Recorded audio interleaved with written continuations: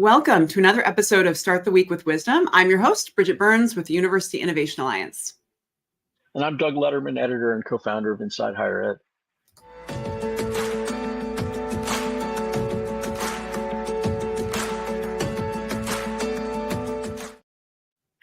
Each week, Doug and I team up with a leader in the field that we think you should be learning from, and that is definitely the case this week. Our purpose is to distill a sense of their perspective, their learning, insights, and wisdom to start the week with a hopeful and optimistic perspective, and that's why we call it Start the Week with Wisdom. And we're brought to you this week, as always, by Mainstay, which some of you may still think of as a MidHub, which was its former name. It's a student engagement and retention platform that is really differentiated from a lot of companies in the market because it backs up its work with peer-reviewed research. It has done a lot of work over the years with Georgia State to help reduce summer melt, among other things, also to work on student retention. And you can find out more about the company and about its work with Georgia State and others by visiting mainstay.com. And this week's program, we're welcoming Dr. Shonda Gibson, who's Senior Associate Vice Chancellor for Academic Affairs at the Texas A&M University System. Shonda, welcome. Thank you. Good to be here. Well, we're excited to chat with you because it's particularly not, to learn about your wisdom and your experience, which is very deep, but I also think it's super timely given the emphasis I'm seeing around the role university systems can play in student success and improvement. And when we first met, I was coming to give a keynote to all your campuses but when I came, I was just sharing that my observation was that the campuses in your system were operating differently, as if they were actually trying to pull together on student success instead of being told to. There seemed to be a lot more collaborative spirit, and I just think in general, it's a place where this is actually happening, and that we could learn a little bit about what's in the water. What are you doing there? Yeah. What's the magic? Yeah. So if you want to share a little bit about that and sure. You're doing Yeah. So so I would say that and noted that not every system is the same. So I do think that's a really important point, that there are systems across the United States and very organized very differently. Some are very top down, some are very loosely organized. I like to think of our system as a membership of willing organizations that are together. And so when I came to this job 6 years ago, that's how I tackled it. Was my job is not to come to the table to be the smartest person in the room or to tell very smart people what to do. My job is to go find those smartest people and bring them around the table, and let's lay out a problem, and then let's look for some common solutions and some ways that we can work together. And so I think that we've set it up a little bit differently. So we've built out communities of practice that are focused on specific functional areas, if you will. So, one thing that you talked about was, a high level of competition. And I think that, if you set this up in a real competitive way across the system, they are competing for resources. They're competing for students. They're trying to, be very, very guarded in their area that they're serving. And so if we don't do it right at the system level, where we're pulling people together in a way that, we're teeing up collaboration and cooperation, then we can actually drive more competition and to your observation, where people just refuse to work together. I think that I'm super lucky because I have a lot of really great people who understand that there's other really great people at lots of campuses who have gone through some very similar challenges and problems and are encountering the same barriers. And if we put our heads together, we can certainly come up with better solutions than we can if we're just all alone out here trying to do it by ourselves. So I do think our system is uniquely positioned to do this work. And I do think other systems can position themselves to do the work. But I do think that it takes building a culture, where that environment supports that type of engagement. That's great. And I'm sorry, Doug, I was like I bet you want to go to competition within systems, or just how to use competition for good. It seems like that's what that brought up for me, Doug. I don't know what came for you. Yeah, I guess, well, one of the questions that occurs to me when you talk is, I mean, I think one of the things that makes it possible for systems to avoid that sort of competitive nature is when there is true differentiation in mission of the participating institutions. And there are systems that, I mean, putting aside all the other questions about systems, about what their roles are, how much authority they have, et cetera, there are places that are better at sort of forcing or encouraging differentiation. And then there are others that are just set up well because the institutions are different. And I'm just curious kind of how you think about the differentiation of the institutions in the system, and how you focus on what's common and what they all need to do, even while acknowledging the differences among them. Yeah, so I probably take a little bit of a unique position on this, because you hear about the uniqueness in higher education all the time. We're so special and unique here, and this is the thing that we're dealing with, and it's different than everyone else, and our students are so different than everyone else's. And I don't buy it.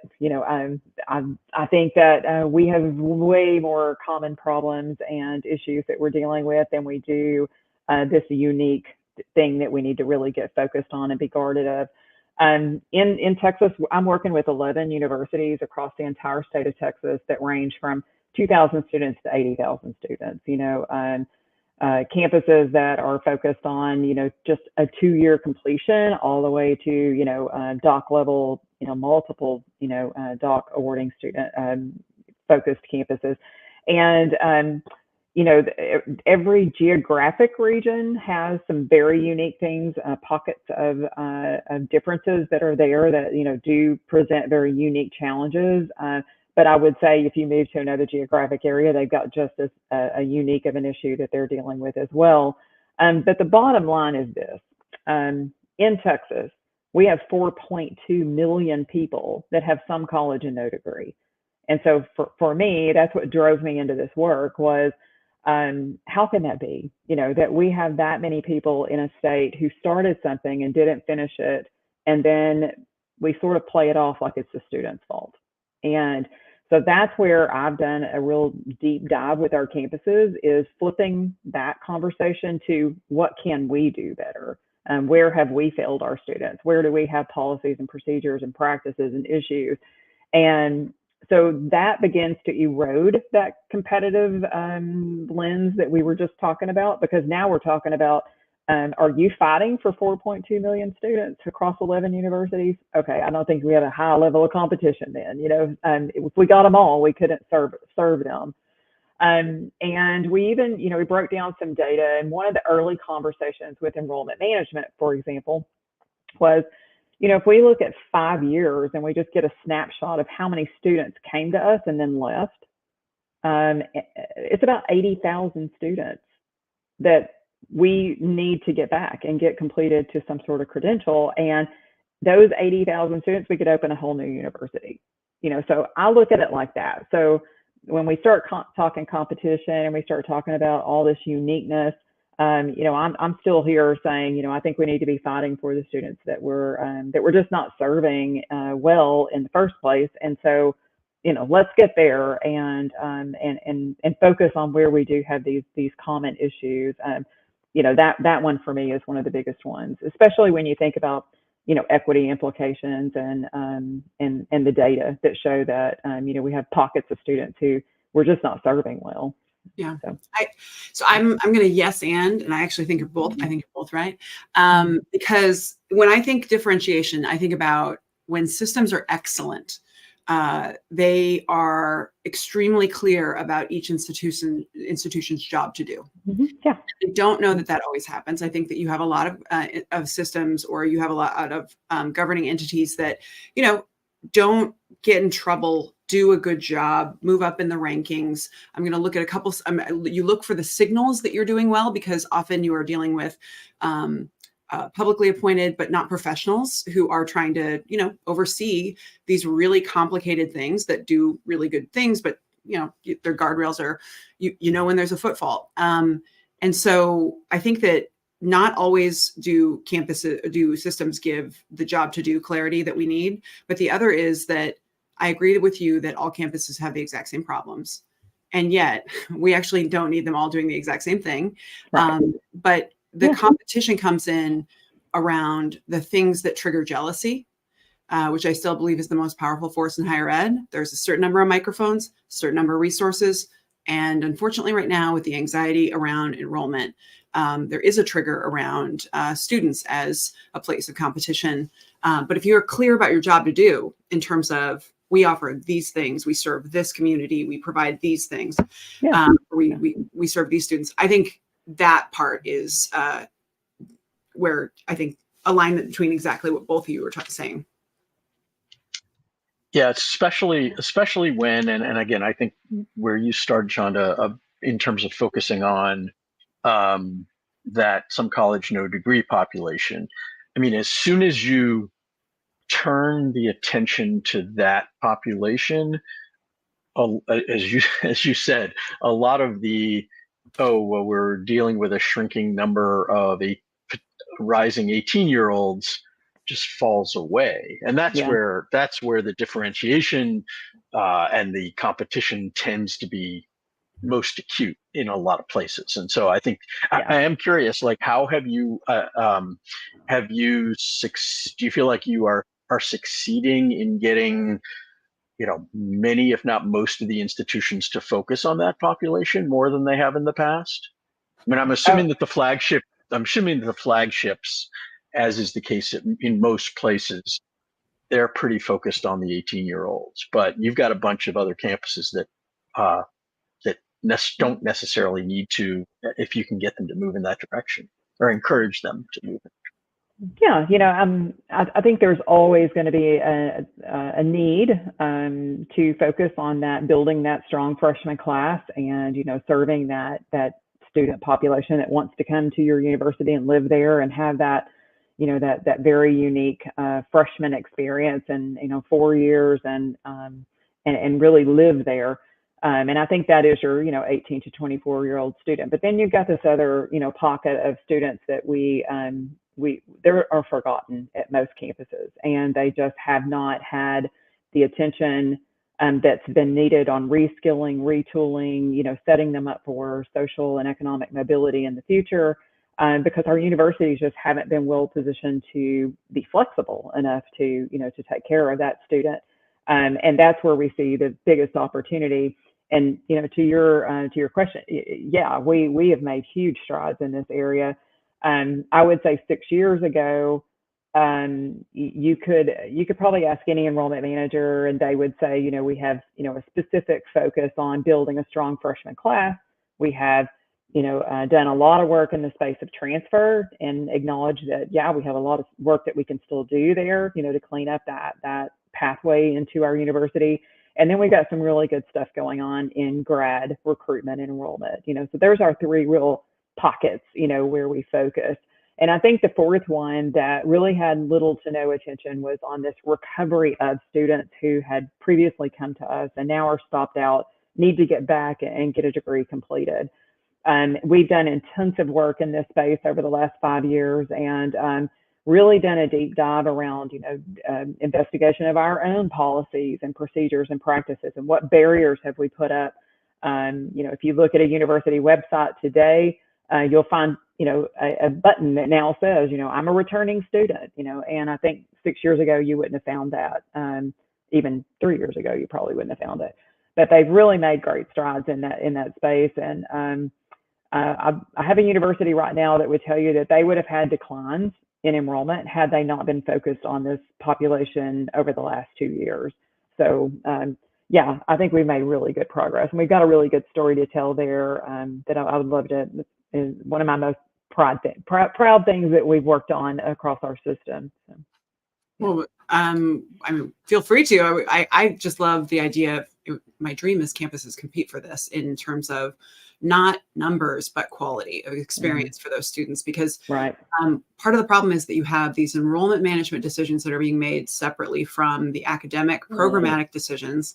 And so you have, we're trying to offer the same old MBA, the same old, we're going to give you a night class, or, and it's just, the first step of design is empathy, and we actually need to understand what these students need, and they are not a monolith.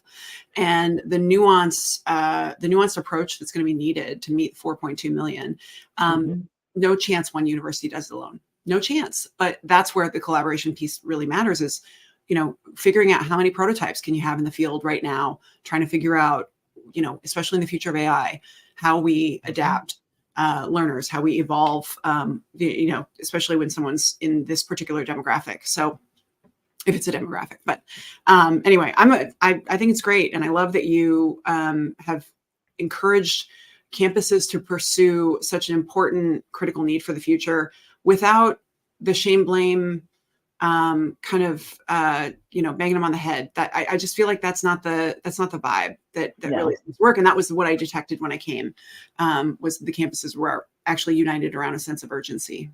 Yeah. And, I think we build from a place of, we didn't design the system, right? You didn't, I didn't, the university president that's at a university right now did not build that university and set up that system the way that it is, nor I didn't set up the Texas A&M University System, right? It's a system that we've inherited, that was created, and it was designed to get the results that it's getting today. And, Deming told us that. And I'm a continuous improvement junkie, so that's my philosophy on everything is, looking at how did the system get built? What does it look like today? And where is it ineffective? And that's not a blame. That's not looking for, where do we go back and point a finger and say, you did this wrong, and so now our students are failing, and our system is failing these students, and so where do we improve? It's focused on that improvement piece, not just the who did it and why did it get done that way.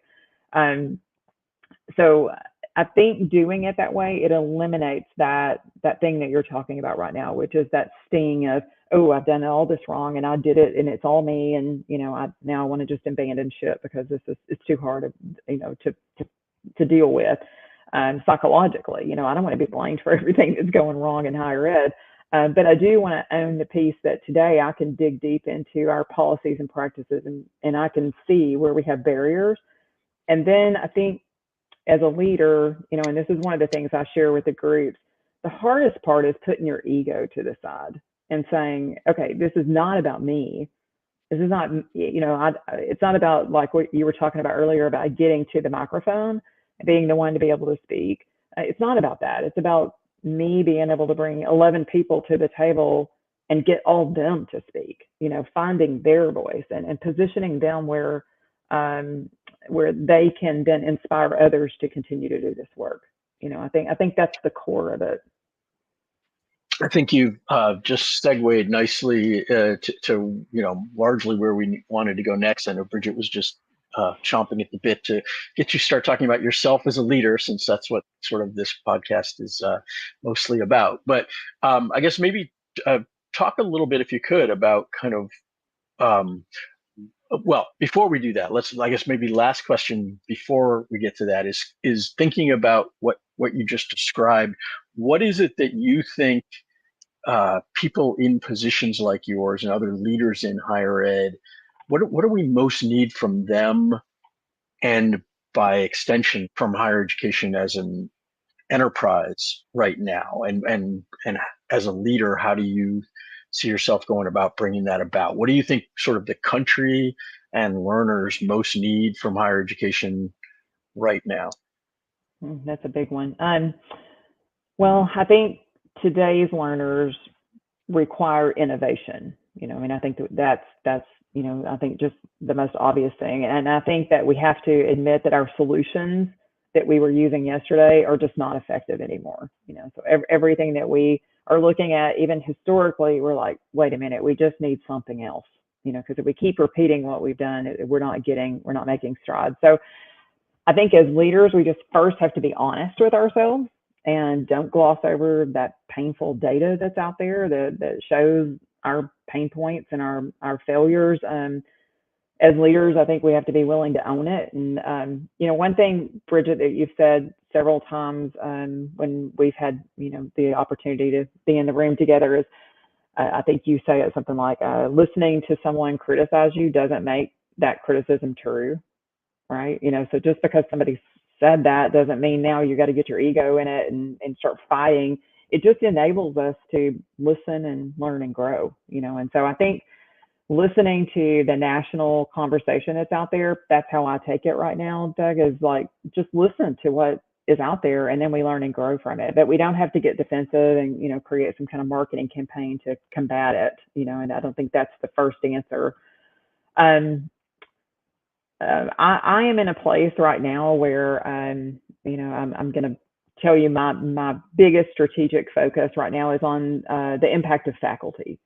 And so I really, truly think the emphasis right now has to be on the professional development of faculty and tooling them up to be able to do that first thing that I just said, which, the innovation piece. Because if we don't teach them how to enhance teaching excellence and enhance and use innovation, I think that we failed as institutions. And so, when do we think faculty are going to just like magically go out there and create time in their day to figure out how to use AI in, teaching my class that I've taught for the last 10 years very effectively?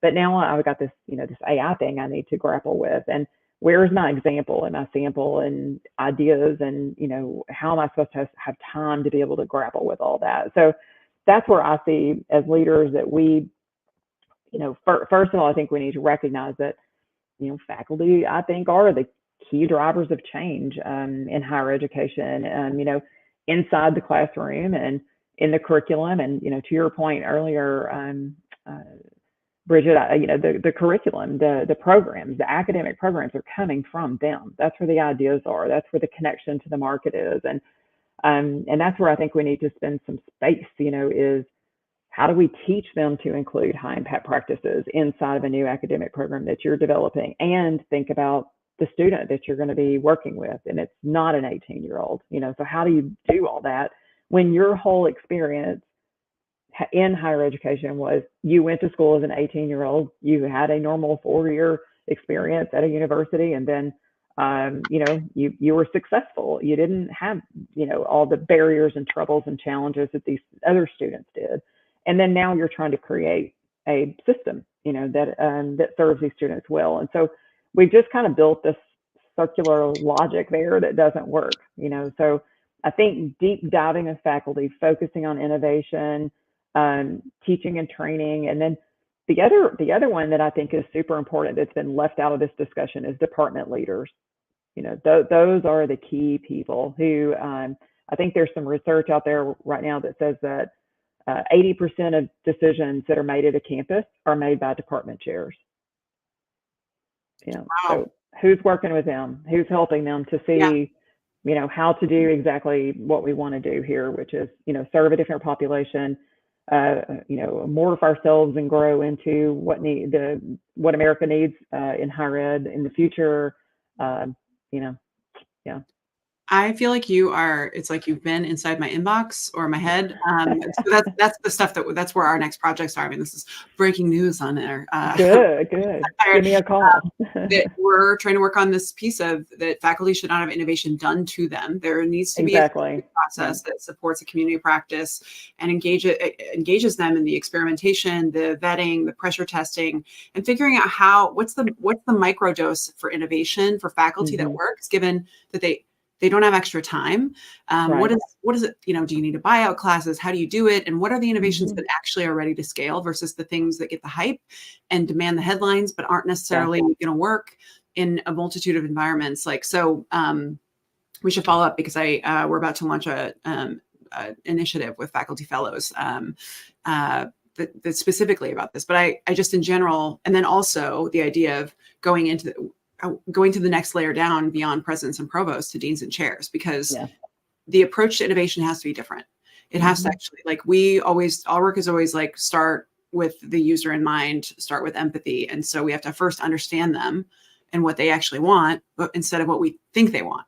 Right. Yeah. And but that's super timely. I do want to shift to you and your career before we go, which is what's been the most surprising thing about your career, given our audiences have just gotten a taste of just how deep your understanding and expertise in this area is. But, you as a human, did you see this happening for you, or, what's been the curveball? Oh, I'll laugh about that all the time. I'm like, I had no idea this job even existed. If you would have asked me back in 1980 when I was thinking about going to college, what in the world am I going to do in my future? It wouldn't have had anything to do with this. And, I think the most surprising thing to me has been the transferability of the knowledge and experiences that I've had through everything that I've done, which you couldn't have told me that whenever I was 18, that everything you're learning now is going to transfer through the rest of your life and connect. There's going to be these linkages in your career. So I'll tell you a quick story. So back in the early 90s, I was in corporate management before I came into higher education. So I should probably, tee that up. I had about 20 plus years in corporate operations management. And then I transferred over into higher education. So, I've had about, a dozen years in higher ed and doing the same kind of thing that I did in corporate, but doing it, here in higher ed. So this company that I was working for was located in North Carolina, and they sent me to a training in Texas. And it was a total quality management training, so TQM back in the day. And man, I was just like, this is my thing. I love this, this whole continued improvement philosophies and, really, a lot of what you're talking about, getting there with the people, building a culture, supporting, this is everything that I'm eating it up. So then I go on and I do my work, and then fast forward 25 years later, I happen to be in an economic development corporation project, and there's all these deans and faculty sitting around the table working on this project. And I'm like, wow, I'm impressed. I like this. I like that world they live in. So I was drawn in, and I was brought in to do a continuous improvement project. And then fast forward again, I end up leading a quality enhancement plan for a university and leading institutional effectiveness. So all through this entire thread, that training that I had way back in the early 90s actually was hosted at the very same university that I ended up leading the QEP for, like almost 30 years later. And I'm like, okay, you want to talk about transferability of skills and knowledge and experiences, that was pretty shocking to me that happened. And then, today to move into a space where I feel like I'm creating a space for 11 universities to truly focus on continuous improvement, innovation, and transformation, to be thinking about the future. I just never dreamed that path would have existed back then. But now I see that, it's that unexpected linkages that I think is most surprising. So that is serendipitous. Super fun. Yeah. Can you, amid all those experiences, can you identify kind of, and maybe it hasn't happened yet, maybe it's still ahead of you, but can you identify what you're most proud of as a leader? If there's a singular achievement or a type of something, something you've gotten really good at, what are you sort of proudest of so far? I think right now, Stephen Covey is someone that I've read a lot, and I really like his work. And if you look at the 7 habits of leadership, I like the 8th habit that's been added, which is finding your voice and helping others to find their voice. And I think if I would have looked back, the area that I've grown the most in over my career is that if I'm most proud of anything, it is me being able to help people to find their voice and to and for me to even to continue to find mine. That's number one. And I think in higher ed, the thing I'm most proud of right now is that I feel like I've brought faculty and departmental leaders to the core of the conversation around student success. And my concern 10 years ago is they weren't in the conversation. And so if I was to stop there and retire, I feel pretty good. Those two things I'm most proud of. So. You've got, that's like the fourth wall. That's very, very unusual. So one of the things we always like to do that our listeners love is to end with the best advice that has been valuable to you in your career. I'm curious what that advice was and who gave it.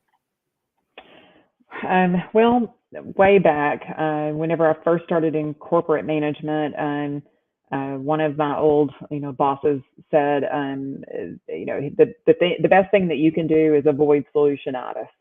Don't come in and have a solution right off the bat.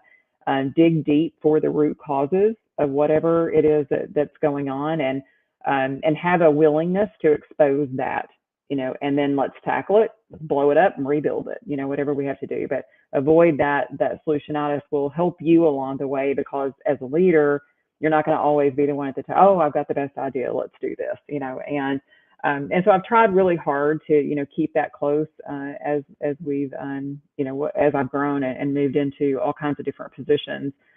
And I think the other thing, moving into higher education, that's a tough one, to come into higher ed after being in corporate management for a long time. It's a little different world. And so I had a supervisor, Mary Hendricks, and she was a vice president of student access and success at Texas A&M University Commerce, and a mentor for me, and a person who really helped me to figure out how to transfer into higher education. And she told me that the most amazing thing about working at a university is that you're around a lot of really smart people, like all the smart people. They're all here, and in many communities, you're going to find that there's more doctorates at that university than you're going to find in entire, regions of a state, so all the really smart people are here. And the way that you can distinguish yourself is to be kind and always keep the students at the top of your mind. And I was like, as I move on into higher ed, that's the thing I'm always going to keep closest to me is, you can be around a lot of really smart people, but you don't always find the kind of people who are really thinking about the students. So it's a wonderful way to. Yeah.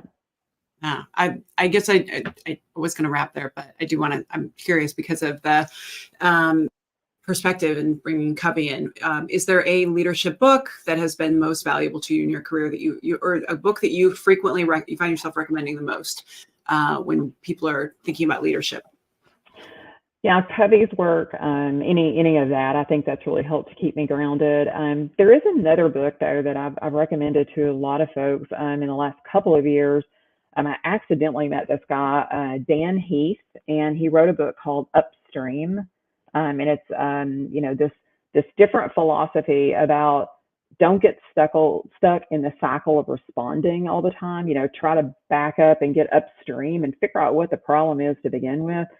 And he actually has an example in education about, we spend all this time downstream, and we create all these programs and practices, and we're plucking drowning students out of the river all the time, right? So just like here we are, we don't have enough people, to get all the students out of the river. And he said, when do we ever stop? And somebody just backs up and goes upstream and says, who the hell is chucking all these students in the river? And I love that. I think Dan's onto something there to help us in higher ed to refocus and get upstream. That's wonderful. All right. Well, thank you so much, Shonda Gibson. We've really enjoyed this conversation. It's been more focused on student success, but and systems. I feel like we've covered a lot of really great topics that will be super timely for our audience. So thank you for spending the time with us. This has been really rich. And as always, Doug, thanks for being an excellent co-host. We'll see you all. Thank you both. All right. See you.